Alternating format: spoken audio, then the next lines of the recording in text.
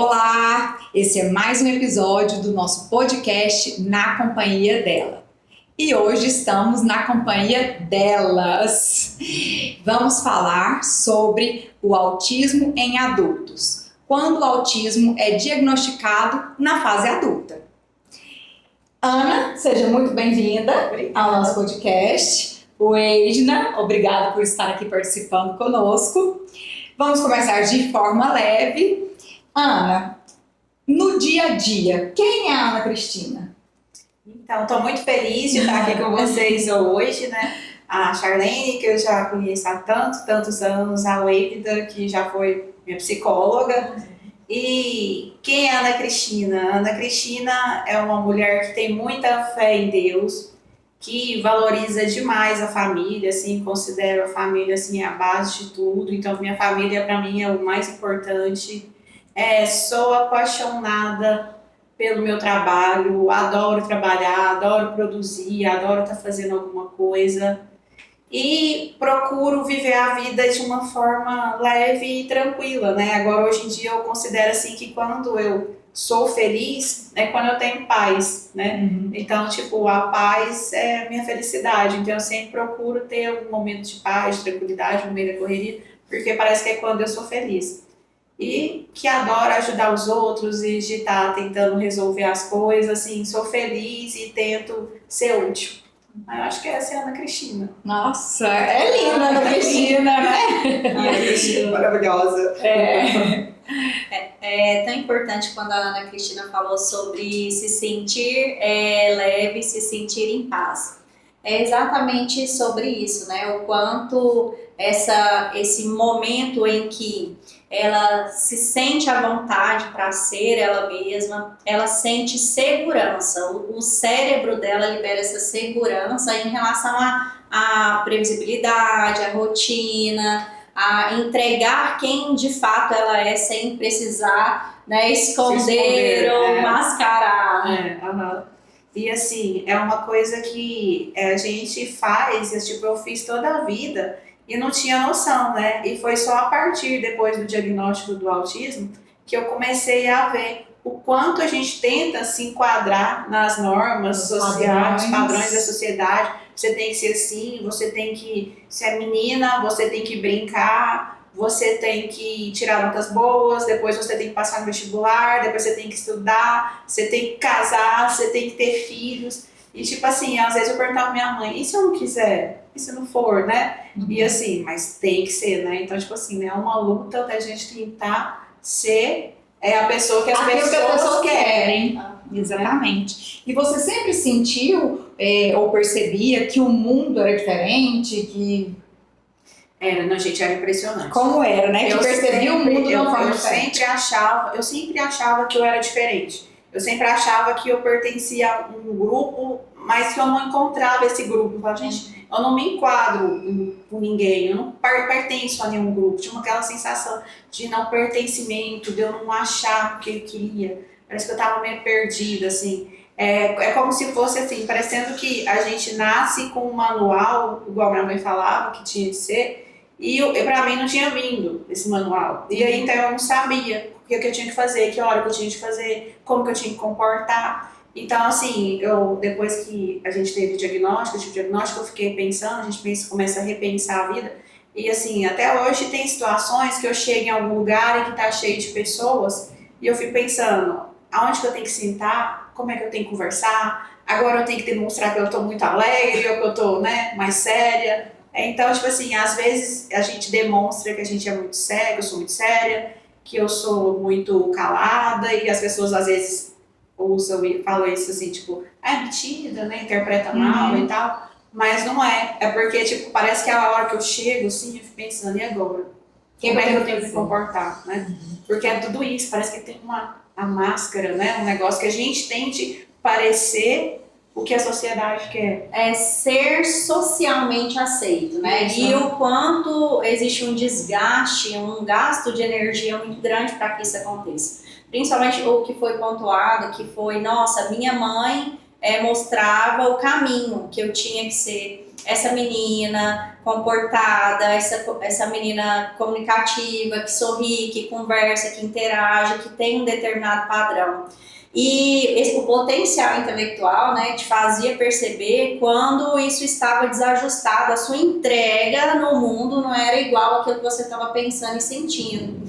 E aí eu imagino o quanto isso tudo devia te cansar, te deixar exausta. E é por isso que em alguns momentos a gente, lá na frente, né, o paciente depois do diagnóstico, ele olha para trás e pensa, nossa, então eu não estava triste, eu não era triste. Isso me deixava triste. Essa situação específica me deixava triste. E por isso, em alguns momentos, essa pessoa é diagnosticada de forma errada. Né? Cresce acreditando, né, nessa sensação de desajuste, incapaz de ser tudo aquilo que se esperam dela, cresce acreditando que é depressiva, que tem depressão, e na verdade É não. isso que eu ia falar, muitas vezes pensa que é depressão, né? Fala, eu sou triste porque eu tenho que ser assim e eu não consigo ser assim, né? Igual assim, eu considero na minha vida uma pessoa muito importante que foi a minha mãe. Porque a minha mãe, ela tipo, eu fazia igual ela era a minha, né? Porque minha mãe sempre foi muito bonita, sempre foi muito comunicativa, trabalhava, vaidosa. Então era aquilo ali, eu tinha que seguir aquele padrão. E várias vezes eu não conseguia, porque eu não achava importância naquilo daquele jeito que ela fazia. E aí era a hora que vinha a cobrança dela, né? Você tem que ser assim. Eu lembro uma coisa engraçada, que meu avô tinha uma fazenda, e aí no final de semana a gente ia pra essa fazenda.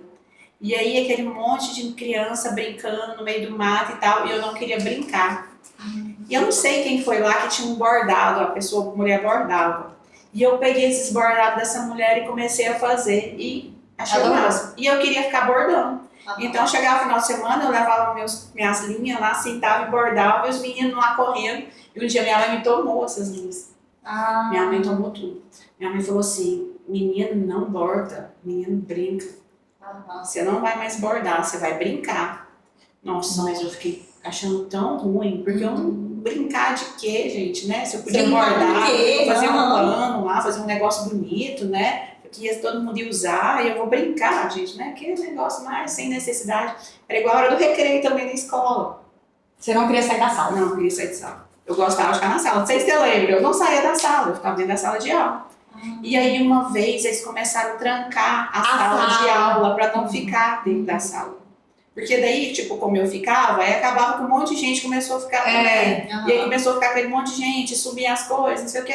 Então vamos trancar a sala e ficar de fora. O que eu fazia? Parava lá na parede, ficava lá parada assim, na parede. Encostada na parede. Nossa, tem noção. Mas sim, mas não brincava.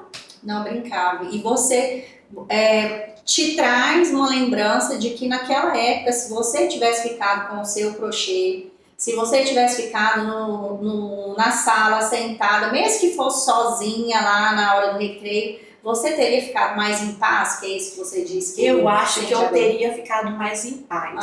Mas eu acho que eu não ia ter me desenvolvido como eu desenvolvi. Entendi. E aí eu acho que isso que atrapalha muita coisa na hora que vem o diagnóstico da criança, né? Porque um dia eu fiz essa pergunta pra minha mãe. Eu falei, mãe, se eu fosse criança e você descobrisse que eu era autista, você ia fazer comigo as coisas que você fez? Tipo assim, não é, minha mãe não fez nada de ruim comigo, né? Minha mãe fez tudo que uma mãe normal faz com as crianças. Mas você ia forçar eu ir para aula de inglês, você ia me forçar a fazer apresentação de balé no final do ano, né? Nossa. Você ia me forçar a fazer estudo, né? Ela não ia fazer. Ela ia deixar eu fazer do jeito que eu queria, porque ela fala, tadinha da Ana Cristina, ela é autista, deixa ela não quer fazer. Não, mas eu acho que foi isso, esse instinto de sobrevivência, de que eu tinha de fazer as coisas, que eu tinha de parecer uma mulher igual ela, né? Que eu tinha de trabalhar, que eu tinha de ter uma profissão, que eu tinha de fazer faculdade, que eu tinha de ter coragem para morar em Goiânia, que foi outro episódio assim, assustador de eu ter que morar em Goiânia, porque minha mãe era quem me protegia, minha mãe e meu pai, e eu vou morar em Goiânia assim aos dois. Nossa, foi terrível. Até que eu acostumei, deu trabalho, assim, pra mim, mas eu nunca chorei, mas minha mãe nunca viu, Sim. minha mãe... Isso é tudo escondido, ninguém vê esse sofrimento. Um ponto importante se você acredita que se na época que a sua mãe colocava, falava, Ana Cristina, você vai se ela tivesse visto um sofrimento muito grande em você, ela teria pausado aquilo, né? Nossa, eu não vou fazer isso com a Ana Cristina, porque eu tô vendo sofrimento. Então esse é um ponto muito importante, viu, mamães que estão aí do outro lado, nos ouvindo, nos assistindo. Nós podemos sim incentivar os nossos filhos que têm um diagnóstico a fazer e dar para eles o suporte, porque lembra que a Ana Cristina falou, minha mãe é uma das pessoas preferidas no mundo, porque ela estava sempre por perto, ela dava suporte, ela falava, Ana Cristina, vai, mas ela orientava, né, como fazer, ela estava ali pronta para as oscilações, inclusive, né, da Ana Cristina. Então a gente tem que observar nos nossos filhos, por exemplo, né, enquanto mães, se ele está bem realizando aquele tipo de atividade. Existiu o sofrimento da Ana Cristina, mas também existiu potencial, né? Então é importante a gente entender quando eu tenho que respeitar o limite do meu filho e como eu também posso, né, incentivá-la a entregar um pouco mais, certo? Eu acho engraçado também, agora lembrando de outra coisa que sempre acontecia, às vezes minha mãe sempre queria que a gente fosse muito independente. Então, assim, chegava uma certa idade, minha mãe falou assim, agora você vai no banco pra mim, você vai fazer isso outro, você vai aprender a dirigir. E aí eu lembro que eu sempre fui muito medrosa, eu tinha medo, mas na verdade não era medo, acho que era insegurança mesmo, né, de não ter a previsão, né. Aí eu sempre com medo, você vai no banco hoje, né, Cristina? Eu falava, mãe, mas eu não vou dar conta de ir no banco. Vou chegar lá e vou fazer o quê, mãe? Não, vai dar certo. Você vai chegar lá, senta na fila, fala com o pessoal lá, eles vão arrumar pro seu documento, vai dar tudo certo. Mãe, mas eu não sei se eu vou dar conta. Minha mãe falava bem assim, eu lembro até hoje, ela falava assim, você vai. E aí você tenta. Aí se você não der conta, você volta aqui e me fala que eu vou lá com você. Ai, aí a gente vai resolver. Então tá, mãe, então eu vou. Aí eu pegava e ia, e chegava lá, dava certo, né? Dava certo. Só é maravilhoso. E aí eu pegava e falava, mãe, deu certo. Ela, eu falei que você ia conseguir. Entendeu? Então sempre foi assim. Por isso que eu falo que ela, tipo, né, ela foi maravilhosa. Até que depois que eu descobri que eu fui no psiquiatra, aí ele perguntou, ele falou assim, mas você fez terapia, né? Eu falei assim, não. Ele falou assim, mas o que você acha que aconteceu? Porque ele quis dizer assim, que ele aprendia muito, era conversando com os autistas adultos. Eu falei assim, não, acho que foi minha mãe mesmo. A principal psicóloga, psiquiatra. Foi minha mãe. Foi minha mãe. Ela é maravilhosa mesmo. E assim, quando foi, em qual idade você estava do diagnóstico? Como que foi que veio isso aí? Então, começaram assim, foi 2 marcos que eu tive que despertou. Tudo também assim, falta de conhecimento, né? A gente não tinha conhecimento, a gente não... depois disso eu até diagnostico as pessoas, a Beatriz Valdative, ela sempre fica falando que eu fico diagnosticando as pessoas. Mas foi o seguinte, a primeira coisa que aconteceu foi o nascimento do José Antônio. Eu tenho um sobrinho que ele é autista, e assim, e a gente sempre tinha esse negócio de querer ajudar, né? O que o José sente, o que o José tá pensando, para poder ajudar ele. E aí eu comecei mais a aproximar desse mundo do autismo para tentar entender o José. E aí começamos a estudar, tentar entender, a gente fez até um movimento, que era o Ter Apoio, que a gente começou lá no laboratório, lá no Seu Camilo, tentar atender as crianças autistas, porque uma coisa que eu sempre tive pavor, assim, um sentimento assim, de tristeza gigante, foi quando a mãe chega com a criança autista e fica todo mundo olhando, assustado, parecendo que aquilo é uma coisa assustadora. De outro mundo. Sabe? Então, tipo assim, a mãe já custa a sair de casa com a criança. Aí chega lá, aí fica todo mundo assustado, parecendo que a criança é um monstro, né? Então aquilo me deixava assim assustada. E aí a gente comecei a fazer, vamos tentar fazer as pessoas mudarem a cabeça para não tratar as pessoas assim, porque eu não queria que o José fosse tratado dessa forma. E aí eu comecei a estudar, a conversar com as meninas no laboratório, como é que a gente tem que atender. E aí eu comecei a interessar pelo tratamento do José. E aí foi quando eu conheci a Beatriz, lá da Ative. E a Beatriz aí a gente começou a fazer esse evento, Ter Apoio. E um dia lá, a gente fazendo... E aí não, esse intervalo de tempo antes disso, eu tenho o Thiago, né, que a gente tem um relacionamento. Eu tenho o Thiago, que a gente tem um relacionamento já há muitos anos. E aí o Thiago é uma pessoa muito diferente de mim, né? O Thiago é aquela pessoa que ele chega, pega na mão de todo mundo, é sempre alegre, feliz com todo mundo. A gente pode estar brigando, que é a hora que chega, ele tá sempre alegre, tipo, diferente de mim. Se eu estiver brigando, você pode voltar para casa, que todo mundo vai ver na minha cara. E aí, então, eu já comecei a falar, gente, ou eu ou o Thiago tem alguma coisa.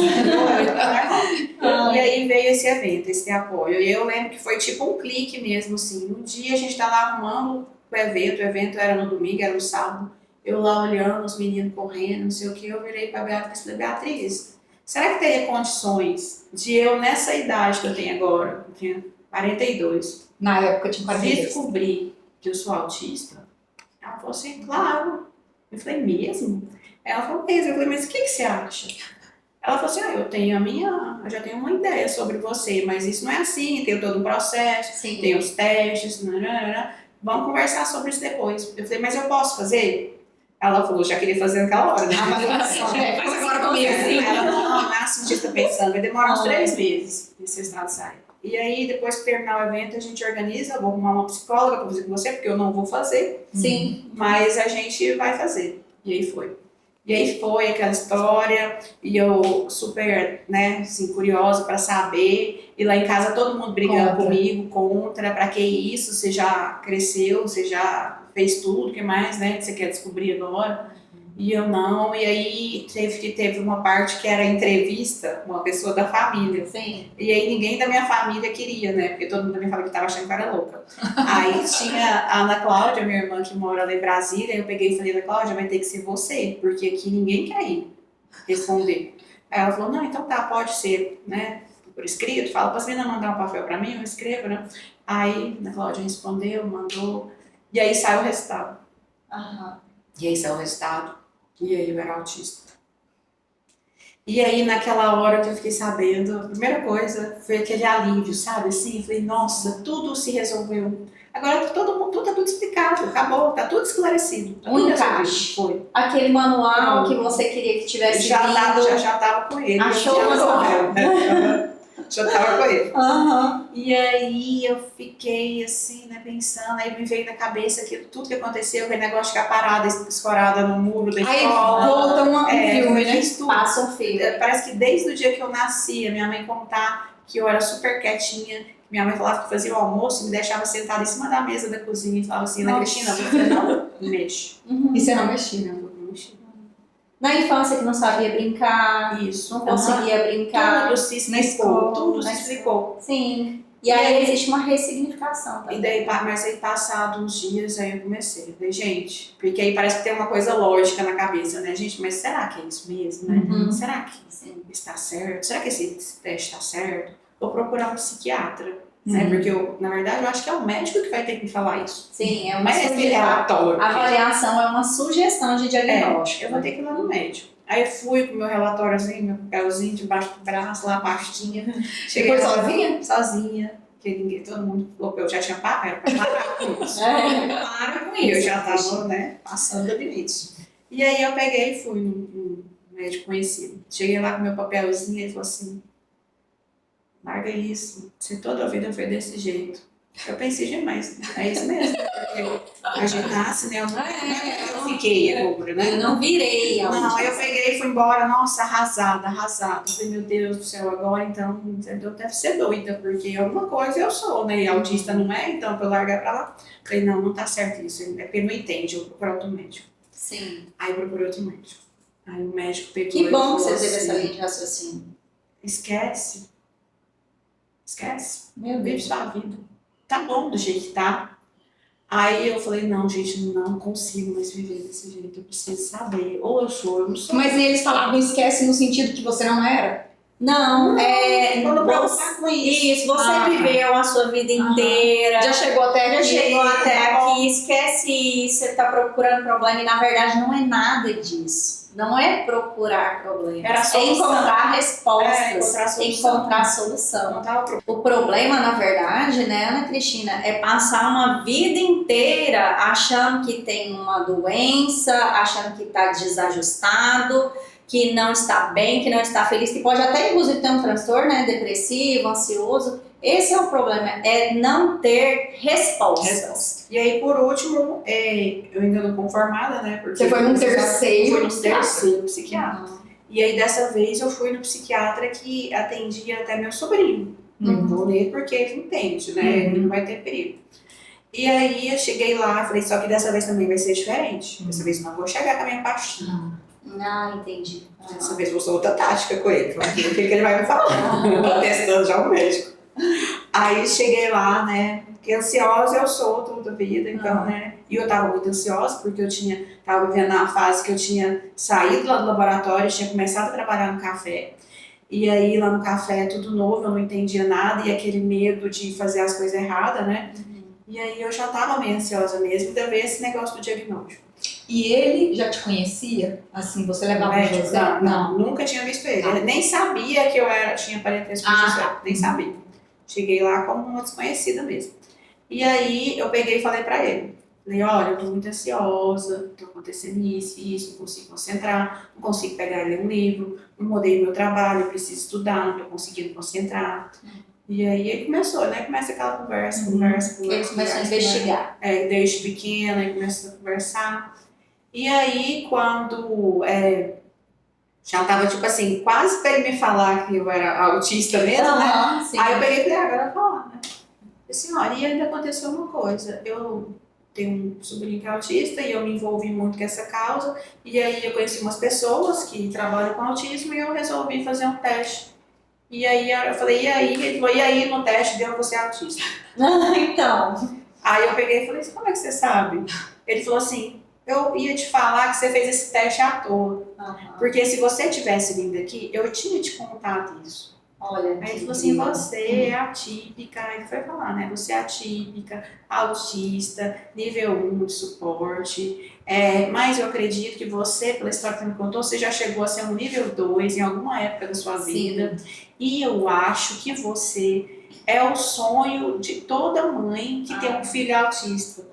Porque assim, você conseguiu desenvolver um método de se desenvolver, né? Aí foi o que ele perguntou, ele falou assim, você teve algum psicólogo que te ajudou? Eu falei, não, foi minha mãe. Ele falou, então assim, sua mãe foi muito boa e você deve ser uma pessoa muito inteligente. Aí ele até brincou, ele falou assim, olha, você trabalha onde? Eu falei, não, eu trabalho no laboratório. Ele falou assim, não. Eu não vou, se eu morasse em Séries, nessa cidade sua, eu não ia no outro laboratório, porque eu só ia no que você faz o exame. Sim, claro. Porque eu sei que, e aí foi, né? Super detalhista. E aí ele foi me esclarecendo tudo, sabe? E aí foi até, aí eu falei pra ele da minha ansiedade, de eu não conseguir fazer as coisas e ficar nervosa, aí ele foi até, a gente fez uma comparação engraçada, ele falou assim, sabe quando seu sobrinho fica bravo?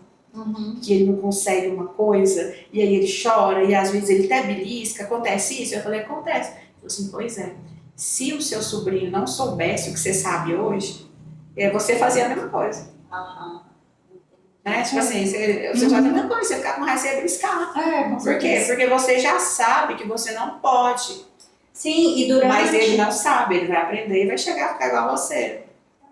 Olha só o quanto é importante essa busca do diagnóstico. O diagnóstico para o adulto não é um rótulo, não é algo que, por exemplo, eu vou externalizar para o mundo. Eu vou fazer isso quando eu quiser, quando eu decidir. Mas o diagnóstico ele vem para um autoconhecimento, né? E principalmente para a psicoeducação, porque eu vou entender a minha história. Eu vou ressignificar a minha história, compreendendo que em determinadas épocas da minha vida houve sofrimento, porque o meu funcionamento cerebral era diferente. Não necessariamente porque estava todo mundo adequado e eu estava desajustada. Eu sentia aquilo tudo, vivia aquilo tudo, mas hoje compreende, né, que era o funcionamento cerebral, não era um adoecimento, não era, inclusive, para alguns pacientes que às vezes pensam, parece que eu não sou inteligente, né, porque eu não consigo me adequar.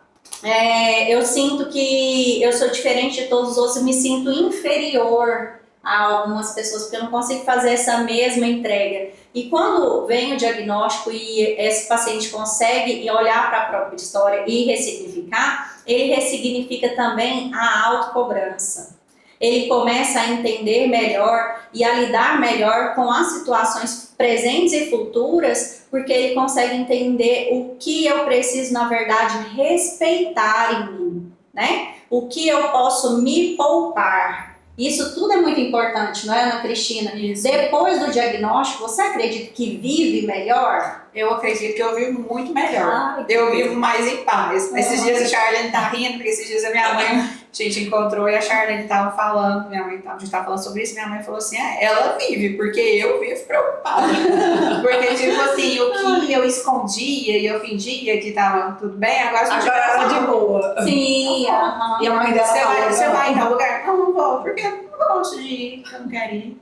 Né? Sim, não, e essa parte que você falou é interessante, ó, eu não gosto de ir, eu não quero ir, não é só o não querer ir porque eu não gosto daquelas pessoas. Gente, é importante entender que o funcionamento cerebral é diferente, então às vezes aquele ambiente causa sobrecarga, e quando o cérebro, né, ele está sobrecarregado, o que acontece, Ana Cristina? Nossa, eu preciso ir embora, quando acontece comigo, eu preciso ir embora pra minha casa. Sim. A hora que eu canso, se acontecer qualquer coisa, se eu estiver triste, se a gente acontecer alguma coisa aqui, a gente discutir, eu falo assim, Você deixa eu leva ir pra pra casa, eu moro pra casa, tem que ir pra Sim. casa. Eu tenho esse negócio, eu vou pra minha casa, porque lá é o lugar que eu vou ficar sozinha, que eu vou fechar a porta, que eu vou sentar na minha cama, deitar, tomar um banho, deixar o chuveiro cair, eu vou, a água cair do chuveiro e eu Se vou reconectar. voltar ao normal, entendeu? Tipo, a gente, né, sai. Isso, esse cérebro sobrecarregado, ele causa uma sensação de exaustão.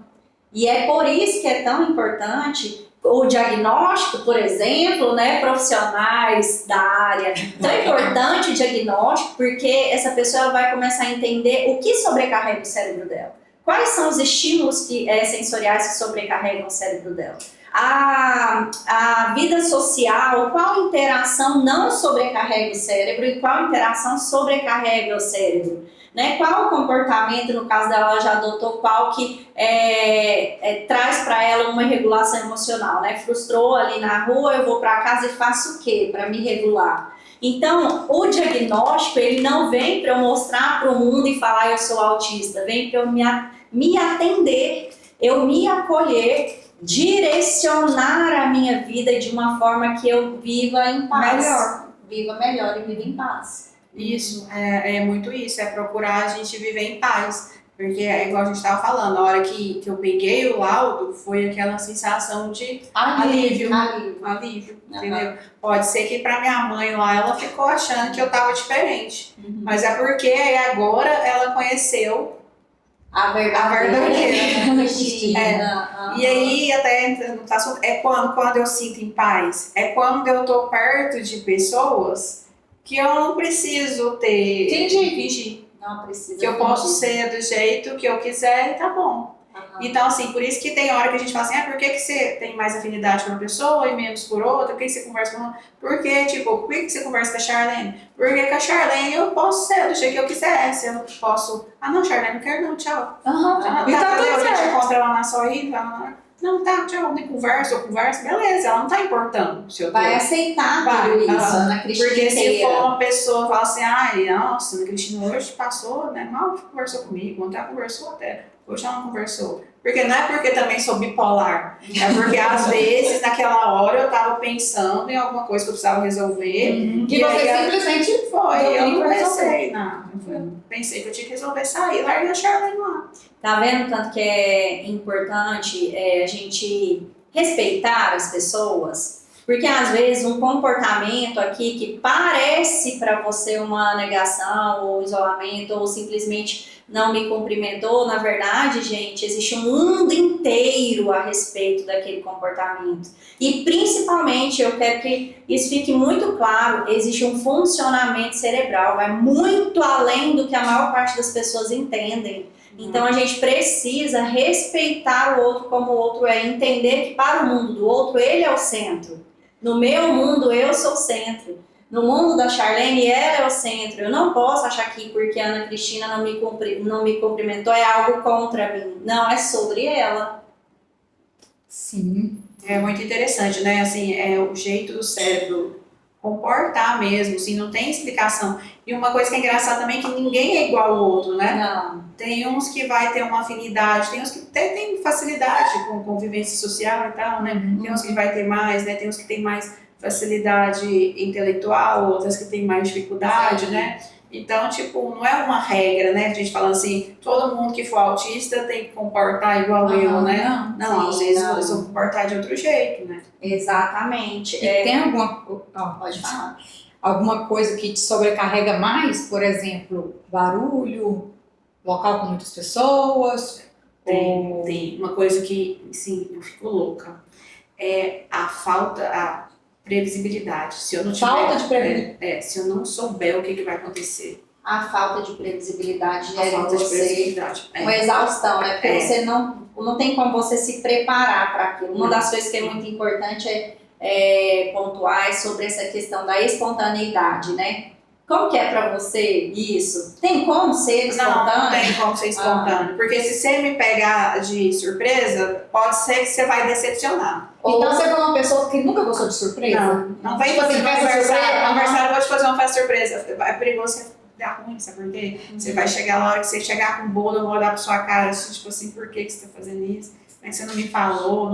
Sabe? Tipo assim. E não pode ser que depois, daí uma hora, eu até me conforme e aceite e acho bom. Mas a hora que você chegar, eu vou olhar pra você assim. Que isso? Por quê? É importante que você elabore dentro de uma linha de raciocínio, né? O que vai acontecer, isso tudo te dá uma sensação de segurança maior, você fica mais à vontade, certo? Não quer dizer que ela não vai gostar de um bolo, por exemplo, né? Vou levar um bolo de aniversário para você, ela vai gostar, mas precisa se preparar para isso. Sim, é igual, sempre o pessoal fala assim, que eu gosto de mandar. Você manda em tudo você tem que mandar. Imagina, mas não é porque eu gosto de mandar. Eu já cansei de explicar pra eles. É porque se eu organizei, por exemplo, eu sempre tenho que organizar as viagens. É porque eu gosto? Não. Você sabe que o meu sonho é um dia alguém organizar uma viagem pra mim. Só que você não vai saber o que vai acontecer. Mas só que eu preciso saber onde a gente vai primeiro. Mas assim, é por quê? Porque quando eu organizo, eu sei aonde eu vou. Sim. Eu sei como é que é o hotel. Eu já olhei o quarto. Eu vi como é que é mais ou menos a cama. Eu vi como é que é mais ou menos. Você tem uma previsão. Eu já sei como é que vai ser o carro, como é que vai ser o carro. Não é um carro, porque a gente é pouca gente, vai ser um carro. Não, a gente é muita gente, vai ser uma van.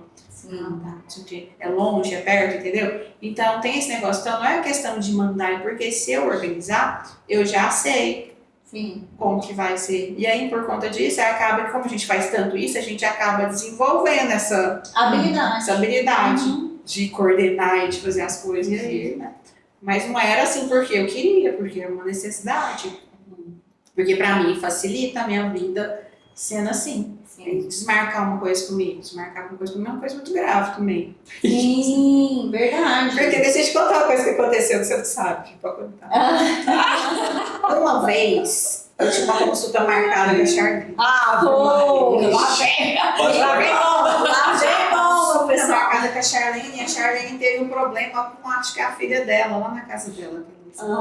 E aí, a Viviane, eu acho que até foi porque era eu mesmo, sabe? A Viviane pegou e falou, ligou pra desmarcar. Só que aí, quando eu ia na Charlene, parece que era 1 hora a consulta. Eu já tinha acordado, eu já tinha vestido um vestido, já tinha vindo toda arrumada, né? Tipo assim, pra vir na Charlene, né? Pra tirar a roupa, fazer consulta ginecológica. E aí, quando vai, tipo, 9, 10 horas lá, a Viviane vai e avisa. E a Charlene não vai me atender.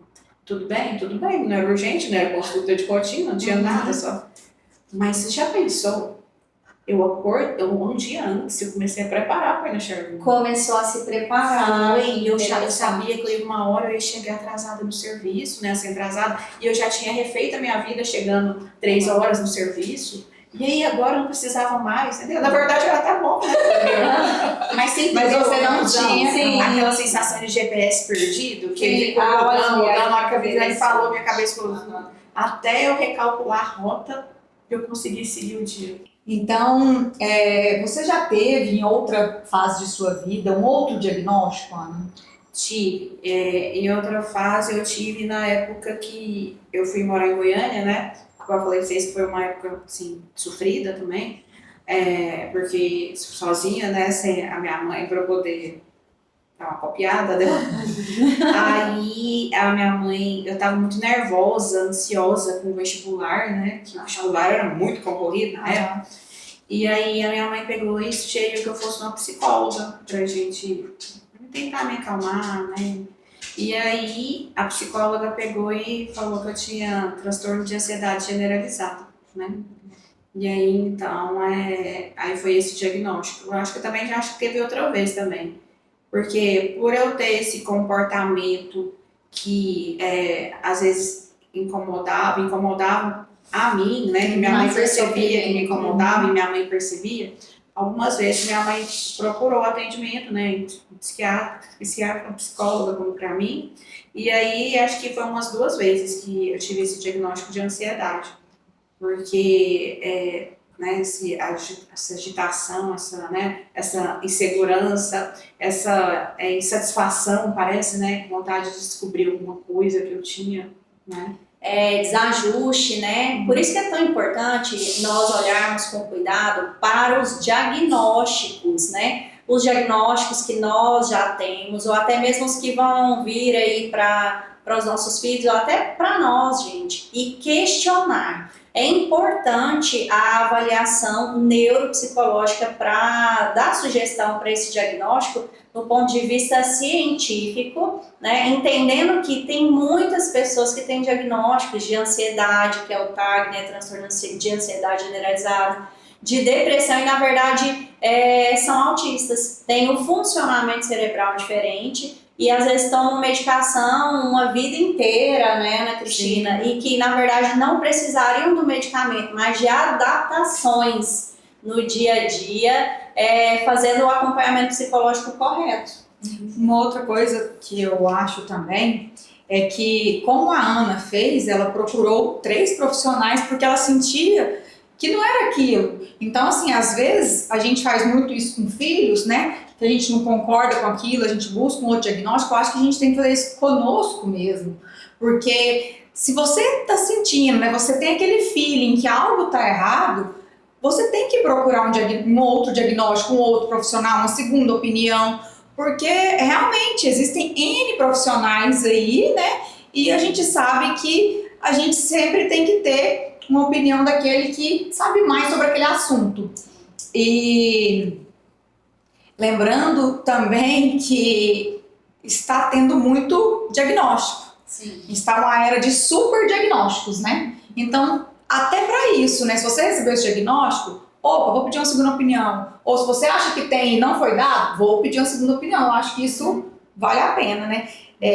Você acha, né, que vale a pena buscar o diagnóstico? Você acha, né? Fala para as pessoas que estão nos assistindo, que às vezes se identificou com você. Qual que é a mensagem que você diria para essas pessoas? Sim, eu acho que vale super a pena a gente buscar esse diagnóstico. Porque a gente sabe, você falou, né? Igual a mãe sabe quando o filho está doente, que tem alguma coisa errada. A gente sabe também, né? Igual eu sempre tive essa sensação. Porque muitas vezes a gente não tinha o conhecimento de que profissional que a gente tinha que ir e de que aquilo era uma coisa também, né? Assim, porque hoje em dia eu tenho essa questão de que ninguém tem que ser igual a ninguém, sim, né? A gente, cada um tem seu jeito. Não tem uma obrigação, não tem um protocolo que todo mundo tem que seguir, ninguém tem que ser igual a ninguém. Mas quando a gente é pequenininho e tá lá na casa da gente, pequenininha, com a mãe, com a mamãe, né? A gente acha muito isso, né? Que a gente tem que fazer, que a gente tem que trabalhar. Então, eu acho muito isso, assim, a gente é muito bom, né, a gente poder ter esse diagnóstico, pra gente poder se conhecer, né? Pra gente poder se entender e pra gente poder fazer as decisões da gente, né? O que eu gosto de fazer de verdade, né? Eu acho que isso é o mais importante, porque assim, muitas vezes eu já fiz muita coisa porque as pessoas queriam. E eu ainda continuo fazendo, e eu vou continuar fazendo. Mas só que vai ter tem as horas, tem os momentos que eu não vou fazer o que os outros querem. Eu vou fazer o que eu quero. E tá tudo bem. E tá tudo bem, porque aquilo vai fazer bem pra mim. Assim. Então eu tenho que ter um limite. Eu faço pra você, eu tenho muito isso comigo hoje. Eu faço pra você, eu te ajudo, adoro cuidar, ajudar as pessoas. Adoro, mas eu vou fazer até o ponto que eu não vou me prejudicar. Porque hoje eu aprendi isso, que eu não preciso me prejudicar e nem preciso sofrer para agradar ninguém. Então hoje eu tenho meu limite. Hoje eu aprendi a chegar nesse limite. Até porque hoje, né, Ana Cristina, você sabe que esse custo é alto pro seu cérebro. Sim, existe uma sobrecarga muito grande, né? Então vamos deixar claro aqui, pessoal, que existem 3 pontos muito importantes que, se você estiver em casa ouvindo esse podcast, você pode fazer uma observação e procurar uma ajuda, que no caso seria a avaliação neuropsicológica, um psiquiatra ou um neurologista para te acompanhar. Uma delas é a dificuldade social, a inter-relação. Se você percebe que você se sente desajustado uma vida inteira, você não se sente bem, uma vida inteira, às vezes até se sente incapaz de se relacionar em algumas situações, até evita sair, o que antes era confundido com isolamento social ou com uma fobia social, é importante investigar. Sim. Se você tem padrões de comportamento restritos e repetitivos, você vive todos os dias aquele mesmo padrão de comportamento, aquele dia metódico, né? Se você repete comportamentos todos os dias, também é interessante procurar uma avaliação. A outra situação, a terceira, são as sensibilidades sensoriais. Se você percebe que tem muita sensibilidade à luz, tenho sensibilidade a cheiros, eu tenho sensibilidade em relação ao toque, por exemplo, isso tudo, e a audição ao barulho, né? O barulho me incomoda muito, isso também é um fator importante que você deve investigar a possibilidade de autismo. E é importante entender, nossa, Edna, mas então a maior parte das pessoas vão entrar nesse diagnóstico de autismo. Sim, existem muitas pessoas que não foram diagnosticadas ou têm diagnósticos errados. Mas o importante é entender que essa história, todos esses pontos que foram pontuados aqui, eles precisam ser investigados na infância. Então, acontece desde a infância. Na minha infância, na minha adolescência, na minha juventude e agora na minha fase adulta. Ela precisa ser confirmada durante toda a sua vida. Não é só uma fobia social desse momento agora, não é só uma ansiedade que apareceu agora, é algo que convive comigo, que me perturba, né? Que me incomoda meus pensamentos durante toda uma vida. Se você tem essas características, procure ajuda, procure avaliação neuropsicológica. O hiperfoco também. Isso, o hiperfoco, né? Dentro dos padrões restritos e repetitivos, se você tem interesses incomuns, eu tenho interesse somente naquela área. Às vezes o interesse em comum que a gente fala não é só, como falo das crianças, eu tenho interesse por dinossauros, né? Eu tenho interesse por, no caso, uma situação específica do qual você trabalha, que seja a aeronáutica. Não, gente, interesse em comum, restrito e repetitivo é aquilo da sua área, da sua vida, mas eu foco só naquilo, hoje, só aquilo que prende a minha atenção, só aquilo que me interessa, e isso também entra dentro dos padrões restritos e repetitivos, tá bom? Gente, então o diagnóstico ele não limita, ele orienta. Ana, muito obrigada por estar aqui, por ter aceitado esse convite, sabendo agora que é mais difícil ainda. Me sinto privilegiada de você estar aqui ao meu lado, né, compartilhando sua vida no nosso podcast. Eu acho que com certeza a gente está atingindo muitas pessoas, né? Você se abrir, você expor seus sentimentos aqui conosco. Eu tô assim muito emocionada, muito feliz por você estar aqui. Pode ficar mesmo, porque significa que você está tranquilo comigo. Isso, assim, igual a gente falou já no início, eu escolho mesmo as pessoas que eu converso por afinidade ou por ser pessoas que me acolhem, né? Uhum. Então, assim, eu vim aqui hoje porque eram vocês duas, né? Então, assim, eu me senti à vontade de falar. E eu acho também que é muito importante a gente estar falando, porque muitas vezes eu vejo, assim, os pais desesperados, né, com aquele diagnóstico. E não é falando que é bonito e nem que é fácil, né? Porque, assim, eu sofri também, né? Eu sofri a vida toda e tal. Penso que minha mãe também sofreu mesmo, sem saber, né? Inseguro com alguma coisa que acontecia. Mas eu falo assim, para os pais terem noção de que se a terapia for bem feita, se estimular, se fizer tudo certinho, se trabalhar com bons profissionais, né? vai dar certo, né? E assim, não é tipo assim, igual a pessoa fala, é autista, é um caso perdido, não vai ter mais jeito, né? Não, vamos lutar, vamos tentar desenvolver, vai dar certo. Tá demorando a falar, mas uma hora vai falar. E a questão da inclusão também, né? Não é porque a criança não dá conta de conversar que ela não pode trabalhar, né? Às vezes ele é bom na matemática, sabe fazer uma conta, às vezes faz melhor do que qualquer outra pessoa. Sim. Então saber aproveitar as habilidades, né? Que dá certo. Então, assim, as pessoas têm que conhecer para poder saber respeitar, né? Sim. E aí, assim, é que a gente quer ter um mundo melhor, que quer que as crianças autistas de hoje não sofram o que a gente sofreu, né? Que elas sejam acolhidas e que as pessoas entendam aquilo que elas estão vivendo e como elas são. Ai, é verdade, muito lindo. Obrigada também, Weijma, por ter nos acompanhado aí na parte técnica, né, na parte científica.